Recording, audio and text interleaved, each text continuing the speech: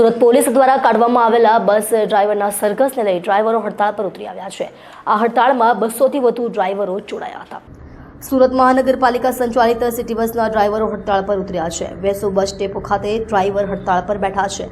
ગત અઠવાડિયે અડાજણ વિસ્તારમાં સિટી બસના ડ્રાઈવર દ્વારા અકસ્માતની ઘટના બની હતી, જે ઘટના બાદ પોલીસે ગુનો નોંધી આરોપીનું સરઘસ કાઢ્યું હતું। જે સંદર્ભમાં આજે વેસુ બસ ડેપો ખાતે ડ્રાઈવર હડતાળ પર ઉતરી આવ્યા છે। 200થી વધુ ડ્રાઈવર હડતાળ પર ઉતર્યા છે। ગાડીઓ ઓવરલોડ હોવાને કારણે અકસ્માત થતા હોવાના ડ્રાઈવરો દ્વારા આક્ષેપ કરવામાં આવ્યા હતા। બસ ડ્રાઈવરોની હડતાળને કારણે કેટલાક મુસાફરો અટવાયા હતા। આપનો પરિચય? મારું નામ મુકેશભાઈ કરચનભાઈ ટુંબર। કયા વિભાગમાં આપ નોકરી કરો છો? ગ્રીન ચલના ડેપોમાં।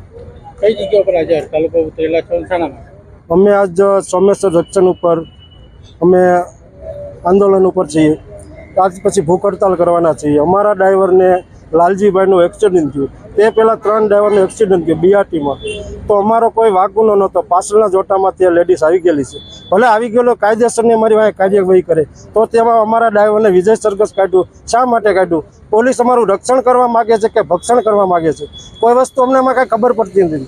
તો એ રોડ ઉપર ગમે ત્યારે હાલ્યા જતા હોય તો એમાં બીઆરટીમાં ગમે વાહન હાલ્યું તો કોઈ અમારી સેફટી છે જ નહીં। તો અમારે એના માટે શું કરવું? અહીંયા રહેવું કે ન રહેવું? અમારા બીબી બચ્ચાને ઘરે જઈને શું જવાબ આપવો? ઘરે ગયા તો સારા, નકર ગયા જ નહીં, એ માનવાનું છે। અમારા બીબી બચ્ચા શું કરવાના? ક્યાં સુધી હડતાલ ચાલુ રહે? આ હડતાલ જ્યાં સુધી અમારો નિર્ણય આવે ત્યાં સુધી અમારી હડતાલ ચાલુ રહેશે।